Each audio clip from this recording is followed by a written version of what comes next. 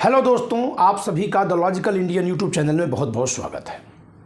दोस्तों, आखिर क्या हो गया है इस देश को, इस देश की सरकार को और सरकार के मुखिया मोदी को? ये क्यों अपने मन से हर जगह मनमानी बातें कर रहे हैं? चाहे वह संसद में कानून बनाने के समय संविधान का अपमान करने वाला इनका कारनामा हो, किसानों को लाभ दिलाने के नाम पर बनाए गए कानून से किसानों का मान मर्दन करने वाला इनका कारनामा हो, खिलाड़ियों के यौन उत्पीड़न पर कान में तेल डालकर चुप हो जाने, एकदम गुप हो जाने का इनका कारनामा हो, मणिपुर की चीख पुकार पर डबल इंजन छोड़कर भाग जाने का इनका कारनामा हो, और अब शंकराचार्यों का अपमान करने का इनका वो कारनामा जिससे कि यह लग रहा है कि हिंदुत्व और सनातन को झुनझुने की तरह राजनीति के बजाते रहते हैं।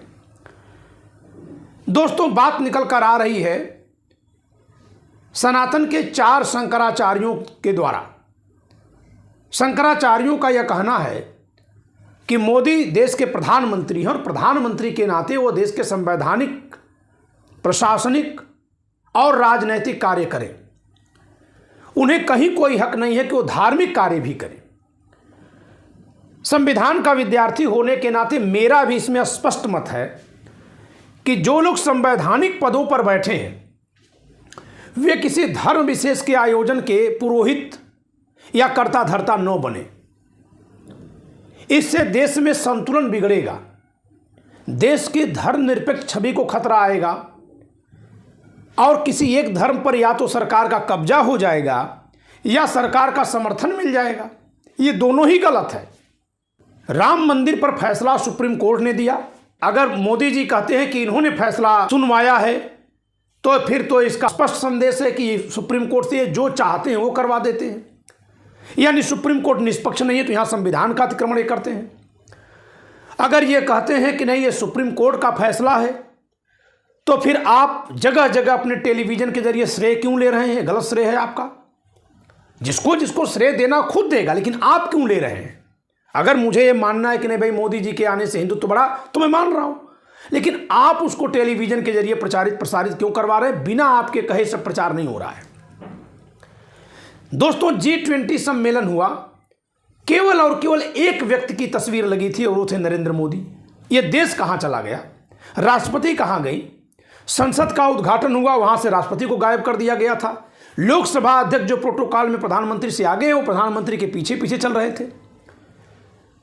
देश के उपराष्ट्रपति को केवल अपनी इज्जत की चिंता है और हिंदुत्व के रक्षक के नाम पर राजनीति करने वाले योगी और मोदी से सवाल मैं हिंदू के नाते भी पूछूंगा कि अब शंकराचार्यों की आवाज पर आप चुप क्यों हैं? देखिए दोस्तों, ये वे ही लोग हैं जो आसाराम के आश्रम में जाते हैं या राम रहीम को पैरोल पर छोड़ने वाले लोग हैं। बार बार कहा गया था कि इन लोगों के आचरण से हिंदुत्व को खतरा है। हिंदू तो रावण भी था, हिंदू तो दुर्योधन और कंस भी थे। सिर्फ हिंदू हो जाने से और पूजा कर देने से कोई सनातन या हिंदुत्व का समर्थक हो जाए, मानवता का समर्थक हो जाए, ये जरूरी नहीं है। यही बात हमारे शंकराचार्य लोग कह रहे हैं।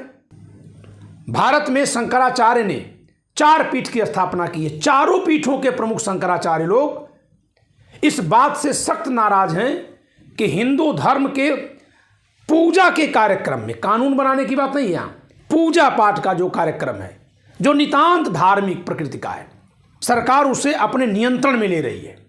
काशी विश्वनाथ मंदिर के कॉरिडोर के नाम पर हजारों हजार मंदिर वहां तोड़ दिए गए। अयोध्या में मंदिर निर्माण के समय, देखिए ये बातें मेरी नहीं है, शंकराचार्य लोग जो कह रहे हैं, सीताकूप और सीता रसोई को भी खंडित कर दिया गया। ये सब आस्था से जुड़ी चीज़ें हैं। अगर आप ये सोचेंगे कि हम मंदिर को तोड़ेंगे और फिर ला के रख देंगे, तो एक बौद्ध धर्म के अनुयायी महोदय कह रहे थे, उनकी बात भी तर्कसंगत है कि फिर तो इन मंदिरों में कुछ भी नहीं है, तुम जब चाहते हो तब तोड़ देते हो, तुम जब चाहते हो बना देते हो, यानी तुम ही तोड़ते हो, तुम ही बनाते हो। अगर मंदिर को रोज खंडित करके विखंडित करके फिर बनाएंगे तो उसके प्रति जो लोगों की आस्था है वो कहाँ से रहेगी? क्योंकि है तो ये आस्था, जो नहीं मानता उसके लिए कुछ नहीं है, जो मानता उसके लिए है। कहा भी गया मानो तो देव नहीं पत्थर। तो अगर इस तरह का आचरण हिंदुत्व के नाम पर राजनीति करने वाले सरकार में बैठे लोग सरकारी तंत्र के जरिए कर रहे हैं, तो इससे हमारे सनातन को खतरा नहीं है क्या? पहले इन लोगों ने संविधान का अपमान किया, संसद में सेंगोल की पूजा करके संविधान का अपमान किया। उसी संसद में जब कानून बना है जिस पर ड्राइवर आज भी आंदोलनरत हैं, और अभी तो उस कानून में और बहुत सारी विद्रूपताएं हैं, उस कानून को पारित कराने के लिए विपक्षी सांसदों को निलंबित कर दिया गया था ताकि बिना चर्चा के वो कानून पारित हो जाए। उसमें बहुत बड़ा झोल हुआ है। मैं अगली वीडियो में या किसी वीडियो में बताऊंगा कि सांसदों को निलंबित करने से पहले क्या किया गया था। एक और काम किया गया था जिससे कि वो कानून आसानी से पारित हो जाए। जी हां, बहुत बड़ा असंवैधानिक कार्य किया था मोदी सरकार ने। अब इन चीजों की जांच करना सुप्रीम कोर्ट का काम है। पता नहीं सुप्रीम कोर्ट क्यों सो गया है, समझ में नहीं आ रहा है। तो सरकार संविधान को कुचल रही थी, सोच रही थी सुप्रीम कोर्ट सो जा, सुप्रीम कोर्ट सो गया। सरकार में बैठे लोग सनातन को कुचल रहे हैं अब, और चाहते हैं शंकराचार्य सो जाए। भला हो कि वो जगे हुए हैं। धर्म के मामले में सरकार को हस्तक्षेप करने का कोई अधिकार नहीं है, हमारा संविधान ये कहता है।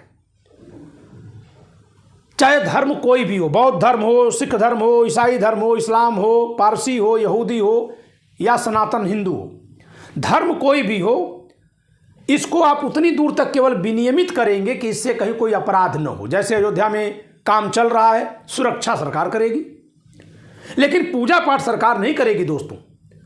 और हिंदू धर्म का मंदिर है चूंकि, तो हिंदू धर्म के सबसे बड़े पदाधिकारी कौन है? हमारे शंकराचार्य। अगर यही मुस्लिम धर्म की मस्जिद बन रही होती या जैसे कि बन रही है, तो उसके अपने कमेटी है, उस कमेटी के लोग फैसला लेंगे। वहां पूजा पाठ कैसे होगा ये मौलवी लोग तय करेंगे। कहीं बौद्ध विहार या बौद्ध पूजा स्थल बनेगा, भंते लोग फैसला लेंगे। कहीं गुरु ग्रंथ साहब की पूजा के लिए कोई गुरुद्वारा बनेगा तो ग्रंथी साहब लोग फैसला लेंगे। क्या सरकार में बैठे लोग फैसला लेंगे? खुद जाके पूजा करने लगेंगे उस तरह से कि जिस पर धर्माचार्य लोग असहमत हों।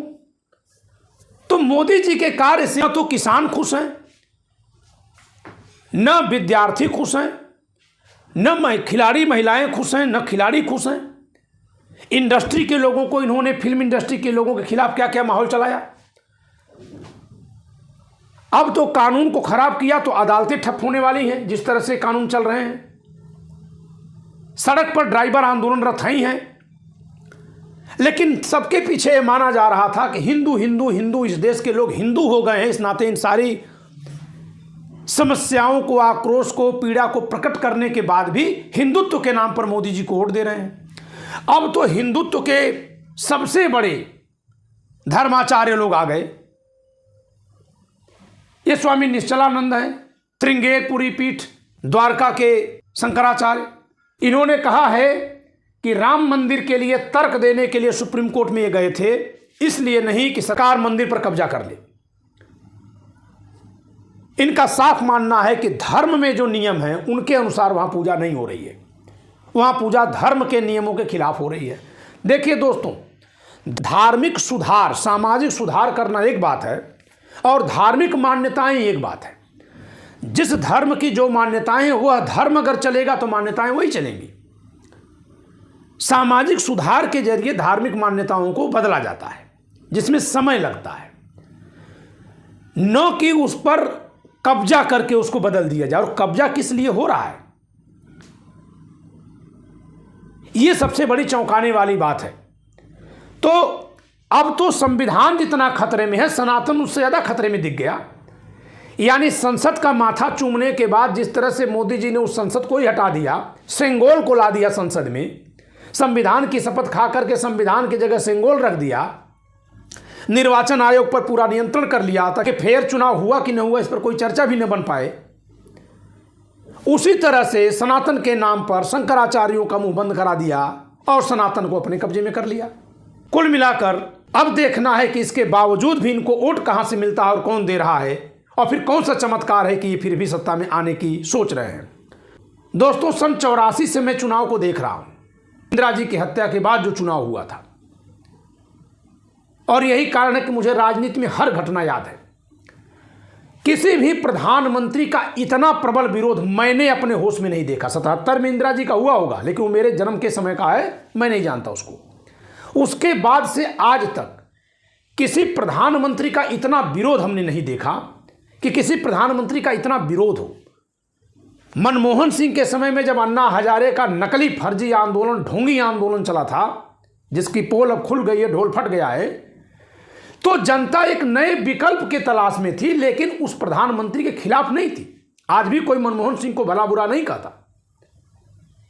लोग ये मान रहे थे कि हमने गठबंधन की सरकार चुनी, अब की मजबूत सरकार हम चुन लें।